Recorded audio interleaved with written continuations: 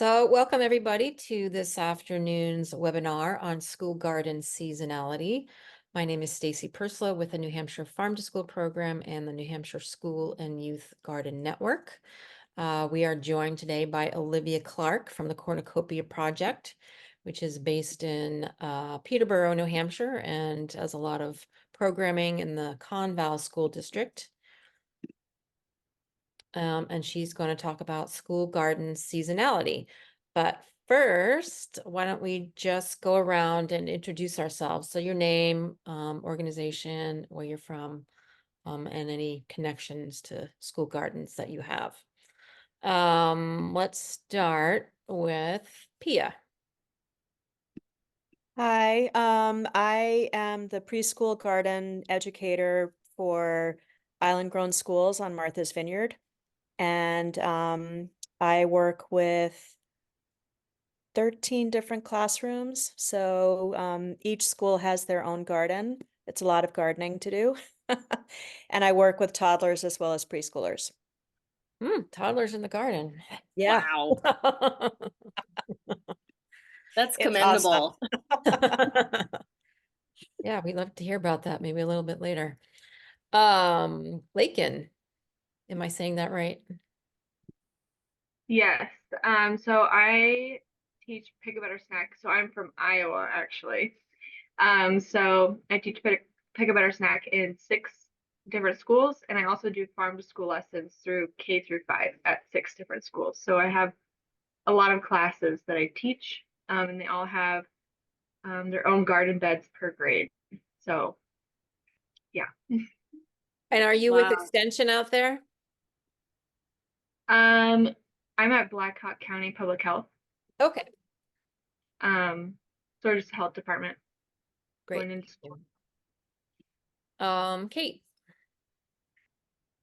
Hello, I'm Kate Graves. I'm a dietitian. I'm also the maternal and early childhood health field specialist for UNH Extension, which is a whole mouthful.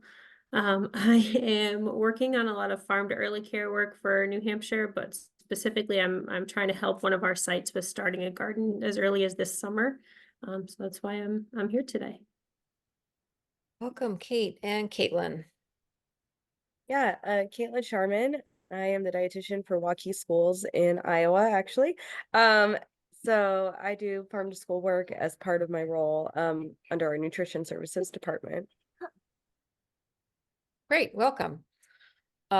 So we've had a lot of people from other states join us, and that's because the New Hampshire Farm to School e-newsletter has a lot of people from other states signed up for it. So I think that's how how you might all be getting information about what's happening in New Hampshire Farm to School. So, but welcome. So what Olivia is going to talk about, I'm sure it applies to all of your work. So it doesn't matter where you are.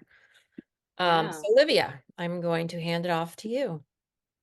Thank you, Stacy. And I'm so excited to hear all of the early childhood educators here. I used to teach preschool and work in infant toddler care, so I know it's hard to work with toddlers and small children in the garden, but man, is it fun. Oh my gosh. So I'm gonna start by sharing my screen. And then getting this started. Oops, that's the end of the PowerPoint.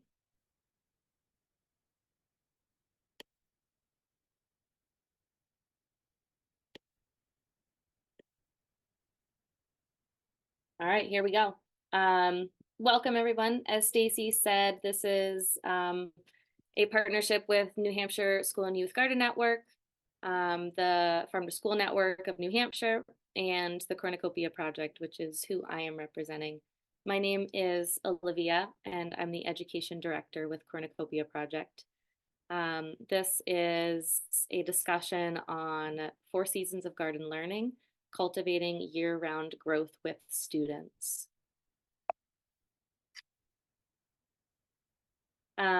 So I started with Cornucopia about 5 years ago.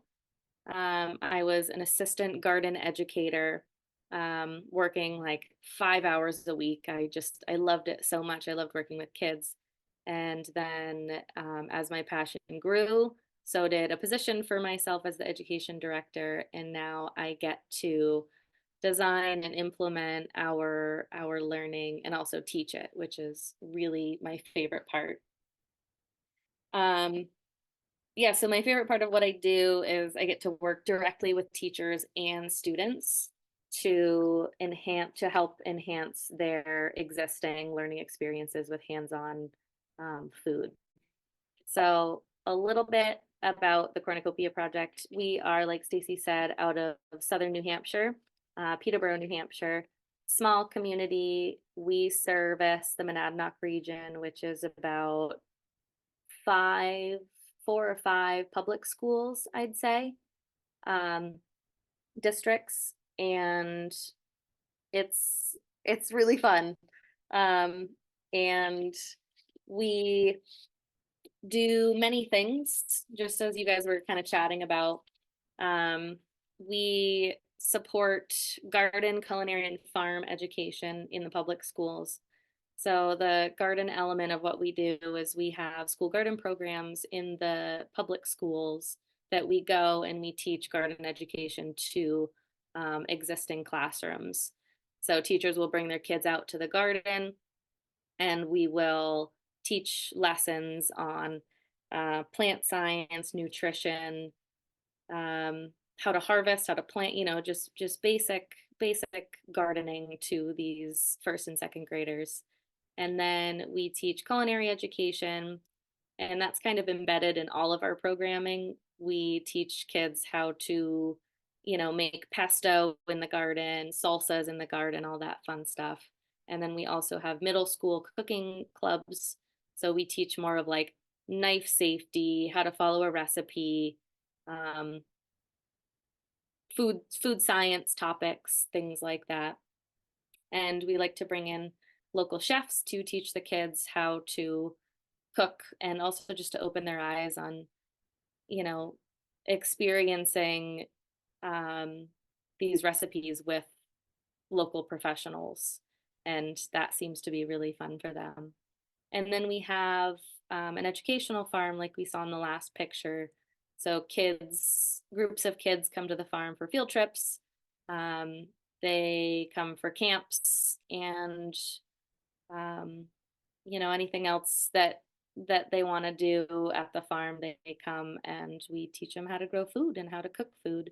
We have a little outdoor kitchen that we can grill and do some fun stuff at. So there's a lot to do on our farm. So we already did this and I took down names and everything. So I just wanted to introduce ourselves, name, role, organization, and the students you're involved in. And we totally covered that, which was great. This is also because we are doing a giveaway at the end of the webinar. We're going to give away a sprouting kit. We have classroom garden kits that we could mail to you. And it comes with a lesson plan, everything you need to sprout seeds, and a jar. So I know you guys, a lot of you said that you work with countless groups of kids. So maybe this could just be like a little start to a bigger project where you could get, more jars and involve more kids. But so at the end, I'll announce the winner of that. And then we're also giving away these beautiful Harvest of the Month calendars. And Stacy knows about these because she helped create them.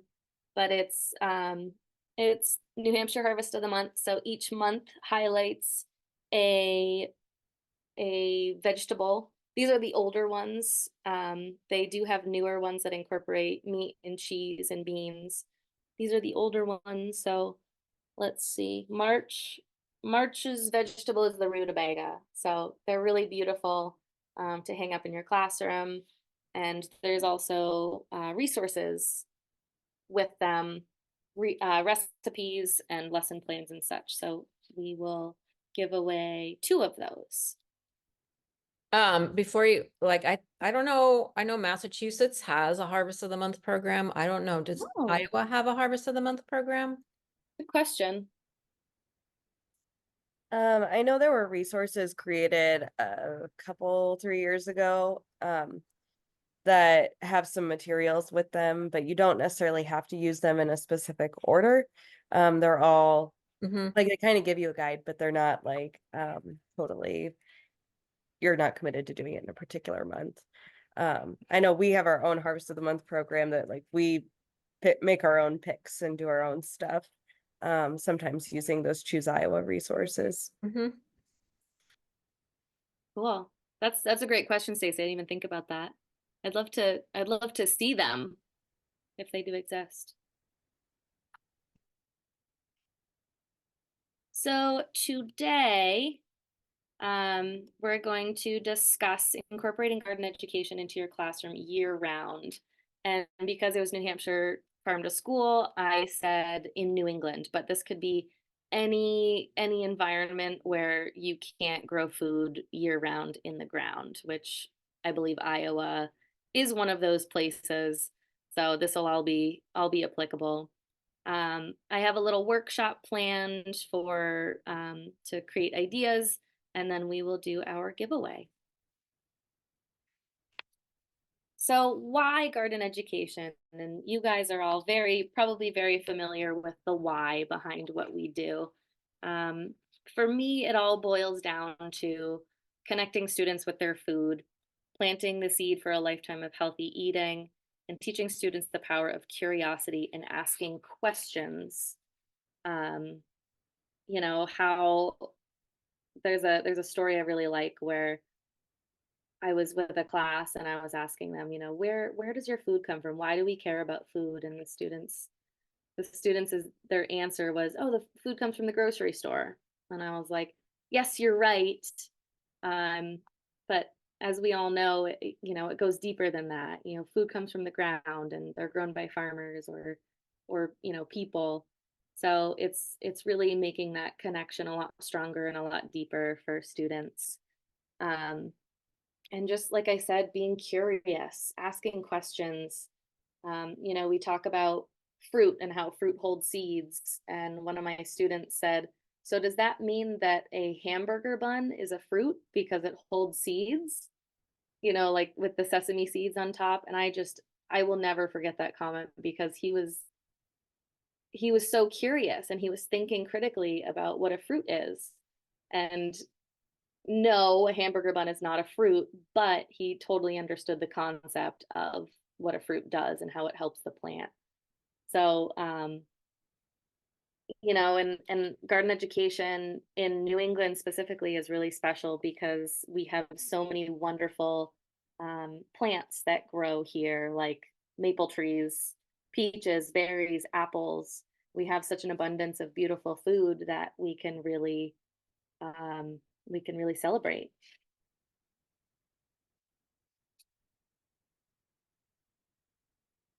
And I just want to say that if you guys have any questions while we're going through the slides, I'm happy to answer them as I go.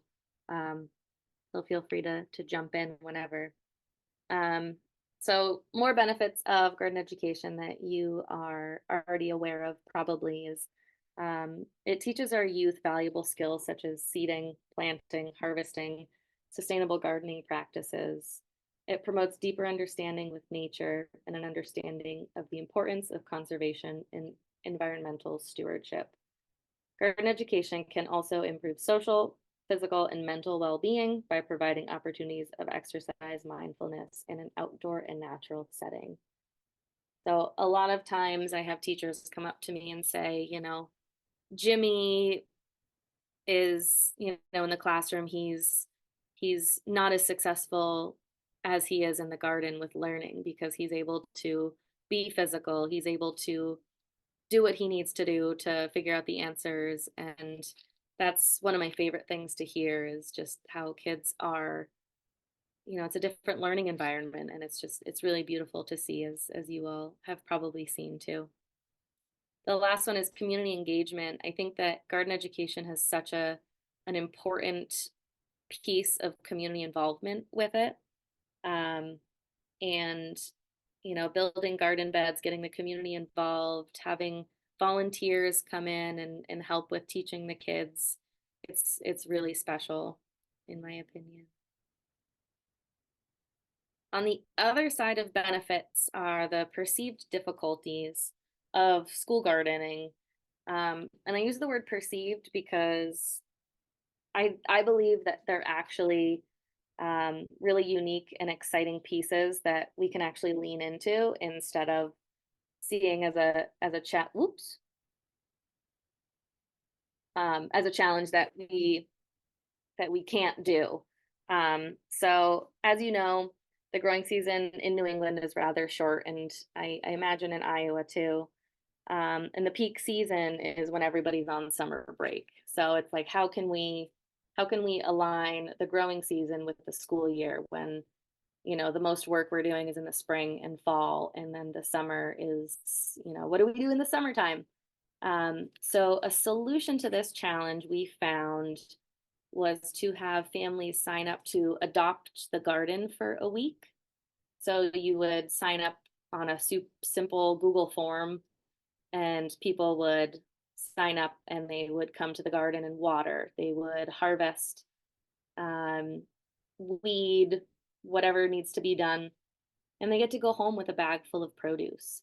And this helps the kids returning in the fall because then the garden is still there for them to learn from in the fall. So money, budget is a tough one sometimes. This can be a big barrier to garden education. There are so many ways to build gardens for very cheap. An example is hugelkultur. Hugelkultur is this really cool way to build beds out of materials from the woods. So what you would essentially do is build the perimeter of the garden with big logs, and then you would fill it in with sticks, leaves, and compost, kind of in layers, kind of like a lasagna, also called lasagna gardening. So this, if you build it in the fall, it'll break down, and then by spring, you'll have a gorgeous garden bed with rich organic matter in it to plant in. And so that's a very inexpensive way to build a garden bed. And it's really fun for kids to build. I mean, what kid doesn't love to, collect sticks from the woods and build something? It's like a real life Lincoln log experience. And connecting with local companies, asking for in-kind donations, community sponsorships. It's been my experience that people want to support these projects. They want to see their money be used in ways such as these. And so just asking for community involvement is really, really powerful. And yeah, people, like I said, they want to fund these projects because they're seeing their money go to work. The black thumb mentality I hear from so many teachers that I work with. And we laugh about it, and they say, I kill every plant that I touch. And the truth is, I'm a professional, and I can't keep every single plant alive. So it's, for me, the beauty of school gardening is that they are imperfect. Gardening is an art. Some things won't survive and others will, and it's all an experiment. And we're learning as we grow with the students. And it's a beautiful thing. We're going to mess up, we're going to make mistakes, but it's an experiential garden, and that's the beauty of it. Resources, some of it can be overwhelming, and nowadays there are a plethora of resources around. I mean, right in this webinar, you have New Hampshire Farm to School, you have Monadnock Farm to School, and the Cornucopia Project. And I think I just saw Sam come in with the Stonewall Farm out of Keene. So right here, you have 4 organizations that are really, really in it to support schools and organizations with garden education and farm education.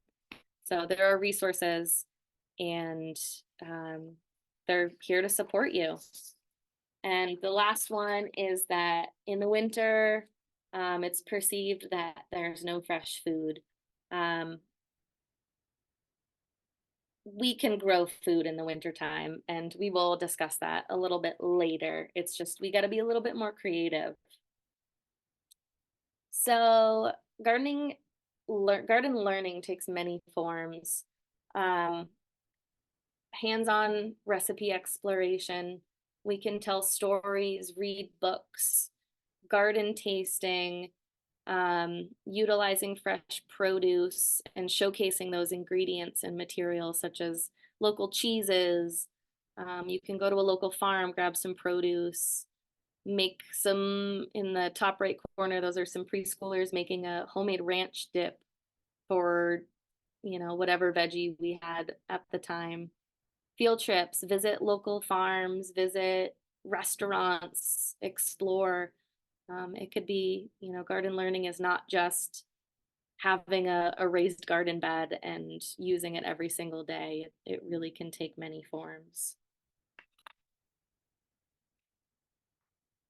So we're going to kind of dive into each season and what learning we're going to what learning we can focus on, and also what activities are really great for that season. So springtime, we're learning about seeds, seedlings, garden design, and garden planning. This is one of my favorite times of the season because it's a really creative time where you get to imagine what your perfect garden looks like, and kids really love this. And I'll share with you an activity that I really, really love doing with them. So when you're planning a school garden, you're first choosing a location. You want a flat, sunny place that gets at least 6 hours of sunlight a day.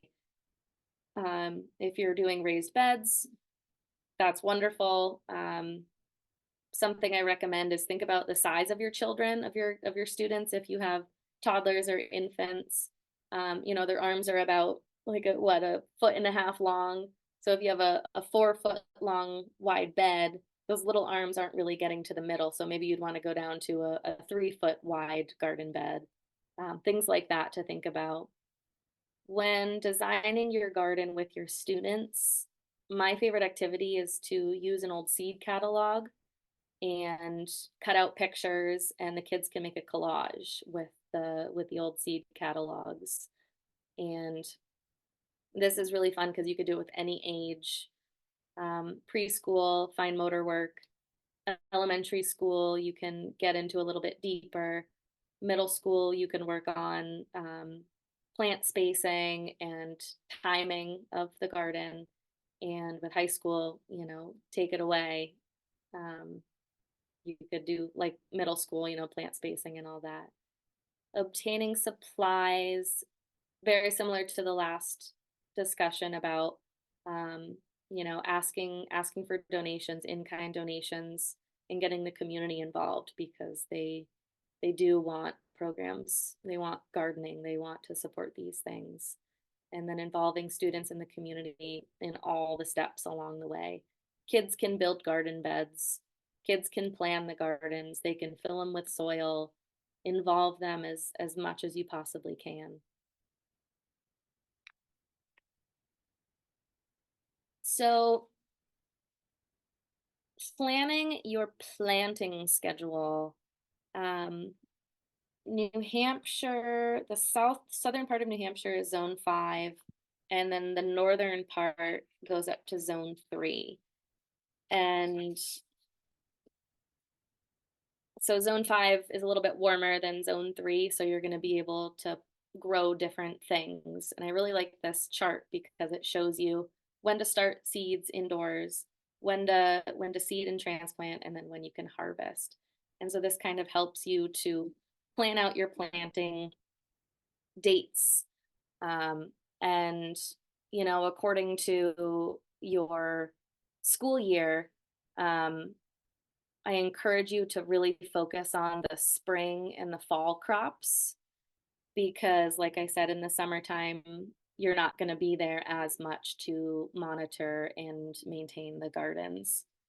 So you're most active in the spring and fall when school's in session. You can prioritize spring crops that can withstand colder temperatures, and you can start your seeds indoors. Also think about what crops you'd like to harvest in the fall with your students. What would you like to make with them? Harvest meals, salads, a butternut pureed apple soup would, oh my gosh, so good. And also think about winter storage crops. In New Hampshire, we have some amazing storage crops. My favorite is the daikon radish that we will look at a little bit later. And then summer care. How are you going to take care of the gardens in the summertime? And you could grow summer crops that don't necessarily need to be harvested a lot. What comes to mind is kale, and onions are a really good filler plant that you will harvest mainly in the fall, but they won't die if you don't harvest them.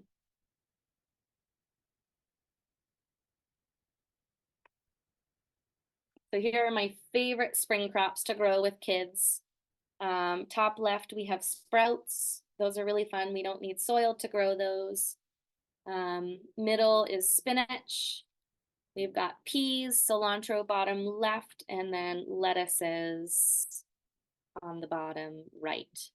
My favorite part about the peas are that you can eat the shoots. So when they're, 3 inches tall, they're still edible. And you could grow pea shoots all year round. The spinach, cilantro, and lettuce, you would start indoors and get them outside after the threat of the last frost. So these are things you could start right away, and they are cold hardy, and they actually taste better with cold temperatures because the plants make an antifreeze, a sort of antifreeze, a natural antifreeze, that they produce sugars to insulate their tissues, which in turn makes the vegetables sweeter, which, when you tell a kid that, they are just so jazzed to hear the idea that their vegetables are sweet, like candy. So that's a good selling point. In the summer, we're surrounded by a bounty of food, from watering and measuring plants to exploring various insects who call the garden home. This is a great time for students to observe the development of their plants and also making fresh garden snacks. So when I say summer, I'm kind of thinking of the end of the school year, late May and June, when it's really warm, when things are just starting to take off in the gardens is kind of when I'm thinking summer would be with your students. So these are some of the examples of my favorite things to grow with the kids. They love fruits in the garden. So the squashes, eggplants, and tomatoes, cucumbers too. So we've got kale, broccoli, tomatoes, eggplant, and summer squash. A really fun lesson is talking about edible plant parts and how a fruit encapsulates seeds to protect it. And that's kind of the story I told about the hamburger bun. And another kid was like, so if I plant one tomato, I can grow a bunch of other tomatoes. And I was like, yes, and so kids just thinking about that, it's really fun. And then teaching them that a broccoli is an edible flower. It's, these things aren't really thought about, and it's just fun to see their faces light up when they find these new things out. So in the summer, we are cooking and preparing food right in the gardens. And so these are some of my must-haves for the garden, for food prep in the gardens. On the left is a crinkle cutter. And as you can see, this small toddler is able to use it because the only thing they're doing is pushing down. They don't need to use their other hand, so there's less chance of getting their fingers chopped off. As we know, kids they love playing with kitchen implements. So that's a really great tool to have. And in the bottom middle picture are just flexible cutting boards. You can see it in blue. We bring those to every class and the kids chop on the cutting boards, super light, super packable. And those are really great. And we have this little folding table in that picture too, that kind of is at kid height.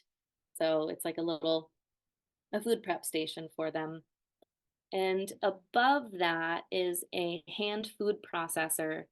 It has a little blade inside of it, and you pull it like a lawnmower, and the blade spins. And that's how we make our garden pestos, our salsas, anything really that needs chopped up vegetables. So that's a really great tool. And the kids, you can imagine, love like pulling that and seeing how strong they are, and testing the durability of the food processor, which is we have to put some limits on that. But another garden must-have are these little watering cans. I was introduced to the idea of inefficiency by design that I thought was really intriguing. So the idea is that you have this garden bed or this project that needs to be completed, and you have 20 kids that all need to help water this garden, and you have one big giant watering can or 20 small cups. And the idea is that you choose the small cups so that everybody can be engaged. Granted, it's not efficient, it's not quick, but everybody is coming together to get this one project done. So by design, it's inefficient, but it engages all the kids and gets them involved in the project. So that's kind of the little watering cans is kind of that same idea. They hold maybe half of a gallon of water or so. And when they sprinkle the water over the whole garden bed, it barely penetrates the soil, but they're all doing it and having a good time together. So those are my must-haves. And of course, these can be for any season. It's just, in the summertime, that's when we need them the most. So in the fall, we've got a lot going on. We are discussing food storage, harvesting veggies, continuing to care for the plants, pest management, and adding compost back into the soil. This is a great time to talk about food preservation techniques such as pickles, canning, salting and drying. The question to kids is, if we can't grow food in the ground, how can we have fresh garden veggies in the winter when nothing is growing in the ground? We can pickle. Kids love making pickles, and it's such a fun activity to do with them. Jams, all that good stuff. Another one is planting garlic. It's one of our biggest events in our school gardens because the second graders are they're planting the garlic and essentially passing the torch to the next incoming class. So they plant the garlic, and then the next incoming class harvests the garlic. So it's this ceremonial, symbolic handing over the garden to the next incoming class. And garlic cloves are about this big, and kids of any size can really hold them well and plant them and then care for them. And usually I find that each kid will remember which clove of garlic they've planted, and then the next year they will come back and be like, this is my garlic. And it's, kids are funny that way. The importance of community and sharing your harvest with the community. A lot of our schools in the district, they host harvest meals using the crops that they grow in their school gardens. And the kids actually make the meals and invite their families to the event, and they share the meal with them. And so this is a beautiful representation of how food can bring us together and create community around gardening and food, and it's really beautiful. And then the last thing in the fall that we need to do is kind of talk about putting the garden to bed. When we harvest our food, the food has absorbed and taken up all of the nutrients and fertility of the soil, most of it. So we need to do our part to add fertility back into the soil in the form of compost, vermicompost, fertilizer, organic matter. And this is also the kids' favorite time to pull dead or nearly dead plants out of the garden and compost them for next year. So it's all hands on deck, you know, big motor skills, physical work that the kids really like.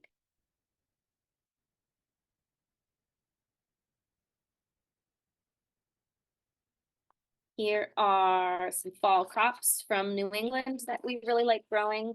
Winter squash is a fun fruit that we grow.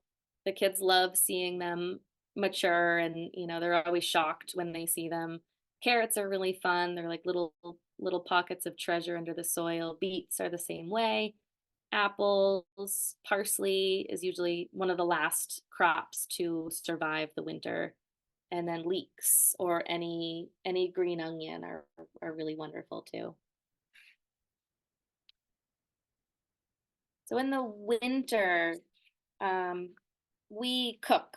We cook food, we cook with our storage crops, and we have a cooking club that we go and teach cooking to middle school, like I said earlier.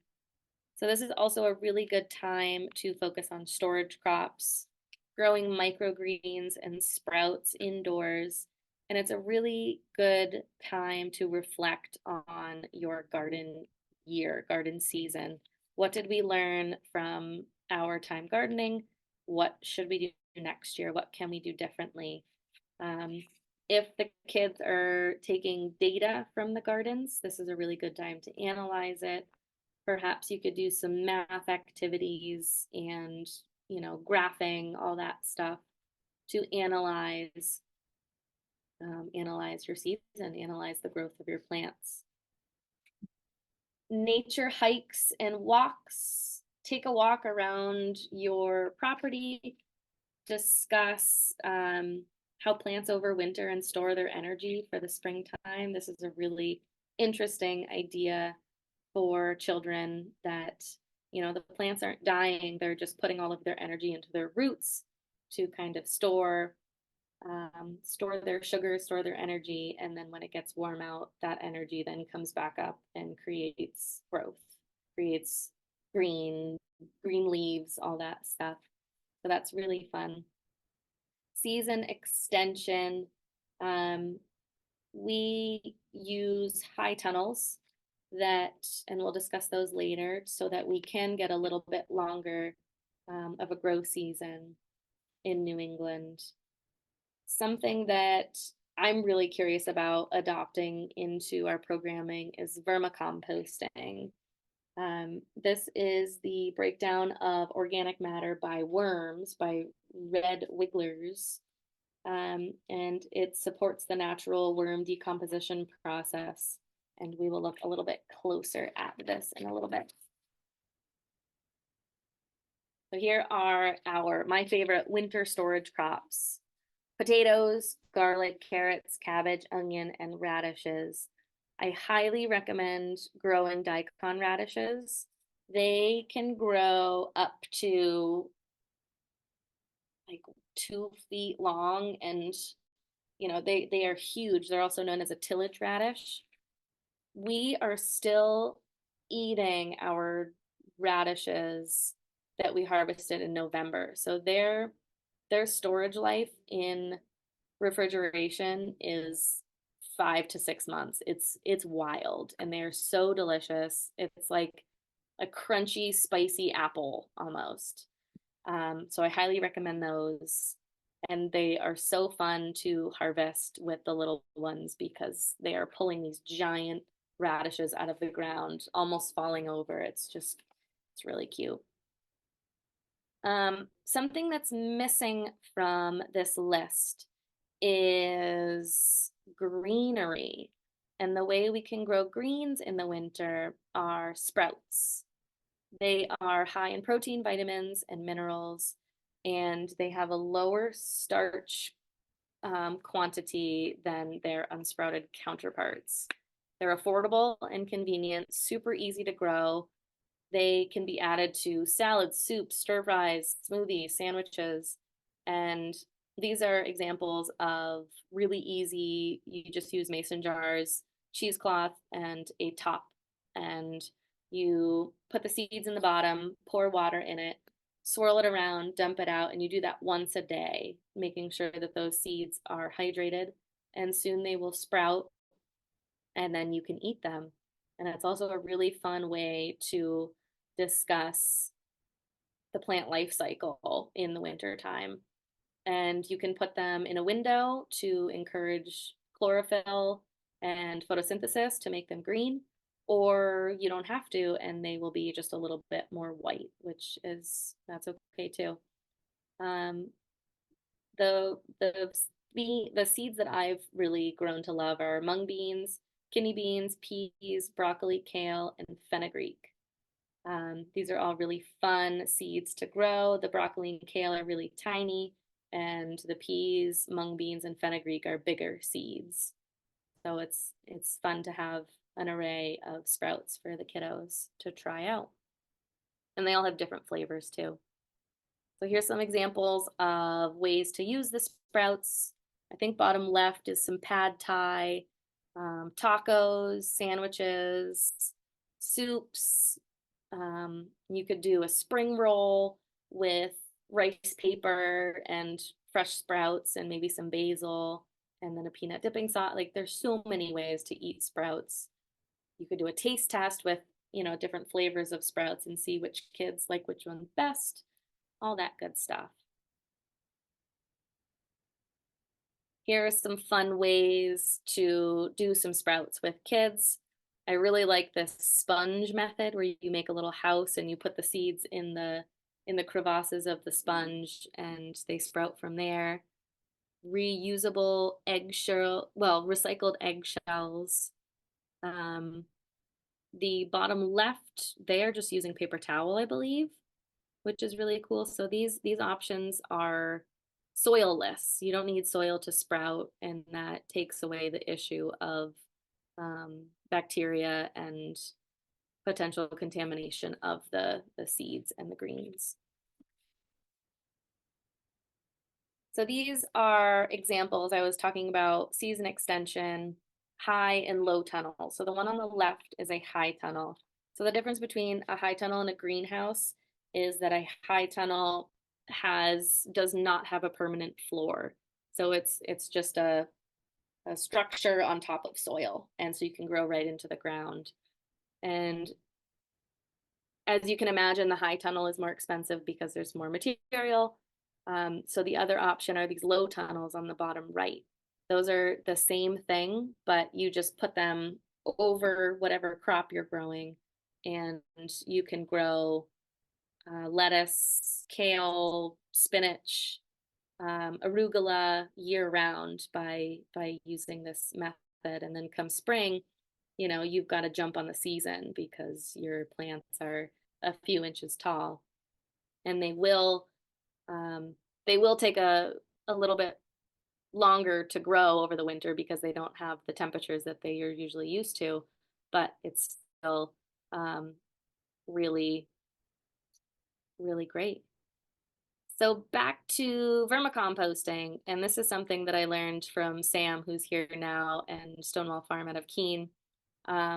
This is projects that they do in classrooms, and they have a vermicomposting system that they bring to schools to show the kids.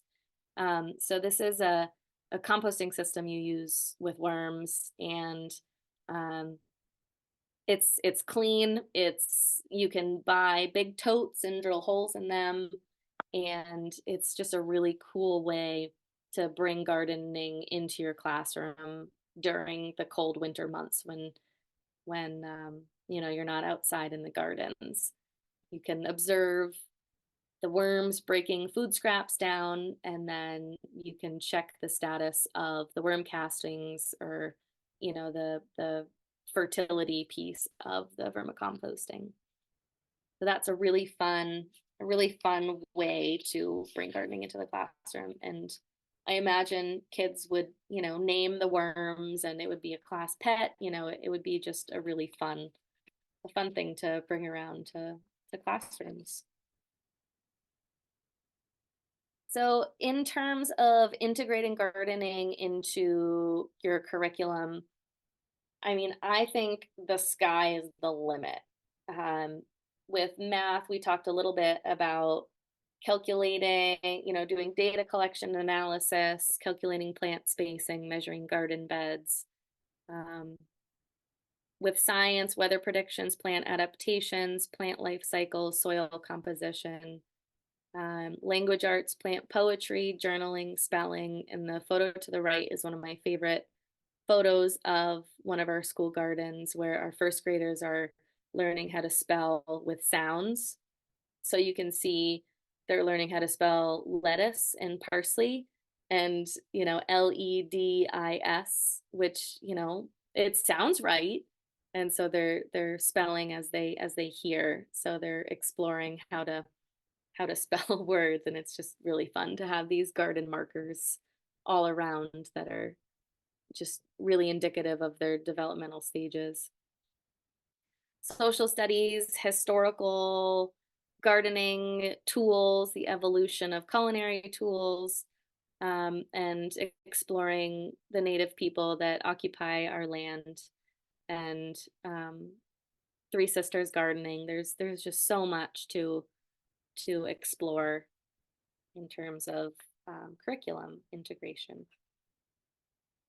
So the goals workshop, we've got about 10 minutes. Grab a piece of paper, or you can do this in your mind too if you'd like.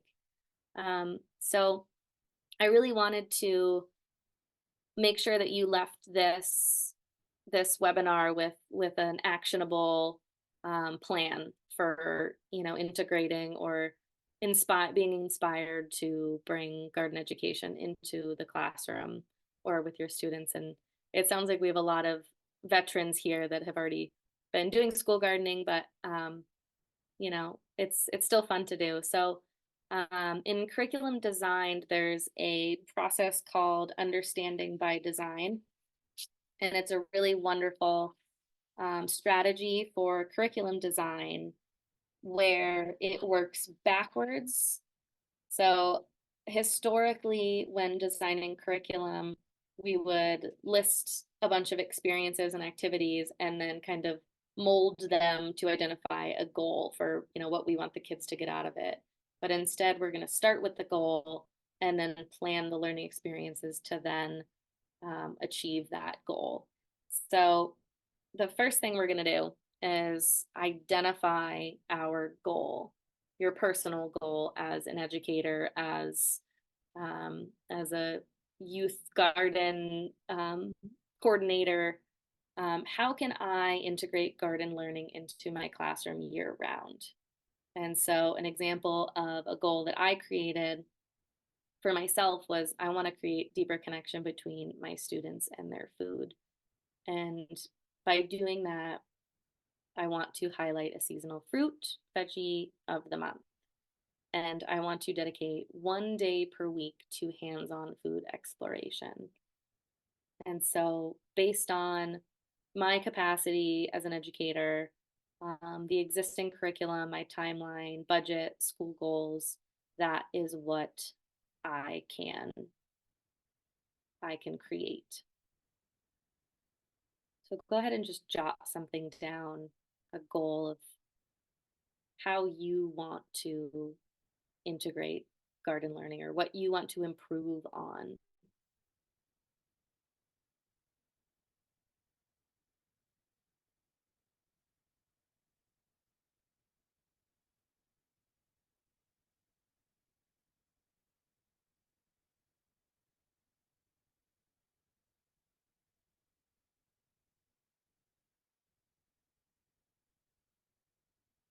And then once you're done with that, we can move to step 2 and plan learning experiences to then support those goals.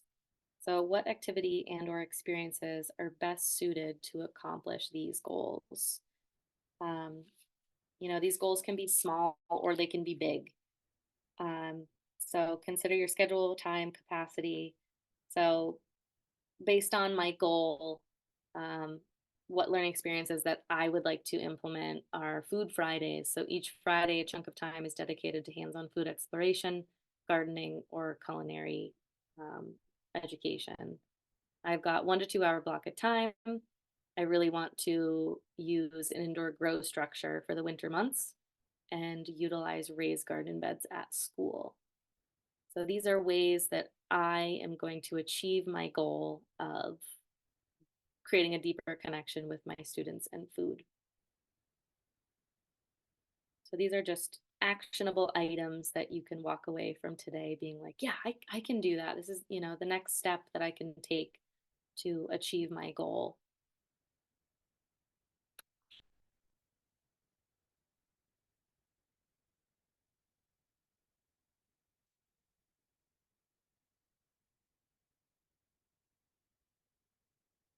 Would anybody like to share their goal that they came up with?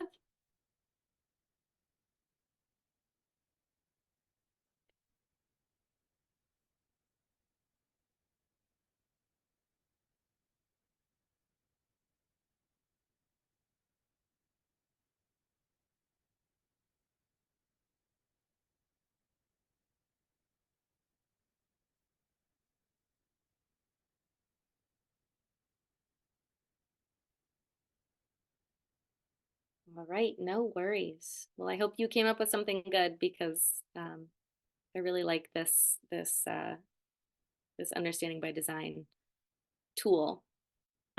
So here is myself and our spring or our classroom garden kit, our sprout kit. And so the winner of the sprout kit is Pia. So we will we'll connect and we can get that kit to you in Martha's Vineyard. That's great. Thank you so much. I love that. Sure. Thank you for One of coming. one of my goals, or that I was thinking about was really instilling belief in every child that they can grow food. Mm. And not everyone has access to a garden, but they still have access in some little way to grow something that they can eat. And this is just like growing sprouts is such a great way to start. I've never done it before, so I'm totally excited to learn. Thank you so much. Yay, you're This was so a great welcome. this was a great presentation. So thank you. Thank you for coming, Pia. Well, I'm excited to support you in trying something new because sprouting is so easy and it's so yummy too. Yes, thank you. Sure. So then the Harvest of the Month calendars, those are going to Lakin and Kate.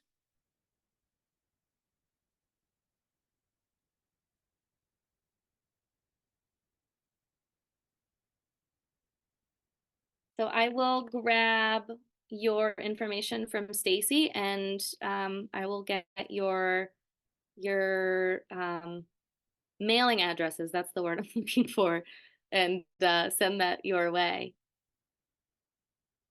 So then, yay for the giveaways and congratulations, everyone. Yes, thank you. So in summation, you know, in all of this, I know this is probably a lot of information, but you know, the goal is for you all to walk away. I hope for you to walk away feeling empowered, and knowing that you can garden year round with your kiddos. It can be small, and as we discussed, school gardens are an art. Everyone does it differently, but there's one commonality that they're all experiential. And we learn right as, you know, right alongside our students. And it may be intimidating to get started, but there's so much support out there. I mean, I explored a little bit today. I Googled, school garden support, and it was just hundreds of links. So there's a lot out there. You have the Cornucopia Project as a resource now, New Hampshire Farm to School. And you don't have to dive right in. It can be anything like we discussed. It could be tasting local vegetables, cooking a small recipe, sprouting seeds. And in the past 10 years, Farm to School has blossomed and really, really, done some really amazing work. So these lessons are everywhere. We don't need to invent the wheel. They exist. And my advice is to really pull in those stakeholders because they want to help, they want to be involved, they want to see you thrive, and invite those community connections in because they love this stuff, and it really makes an organization and a project just way more exciting and deeper when you pull in those volunteers, those master gardeners from UNH and all that stuff. So yeah, does anybody have any questions?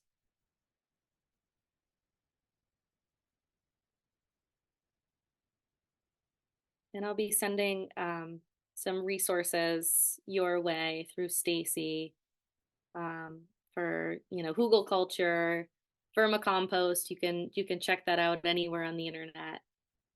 All these school garden organization networks, and my contact info is there too if you have any questions for me after this.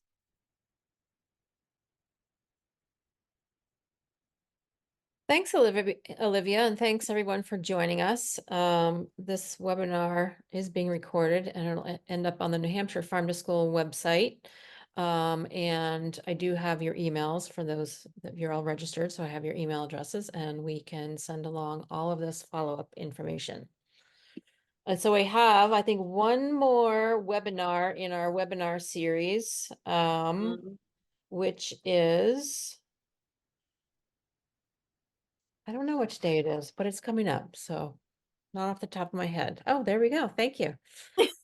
March 19th at 3, square foot gardening. So hope to see you there.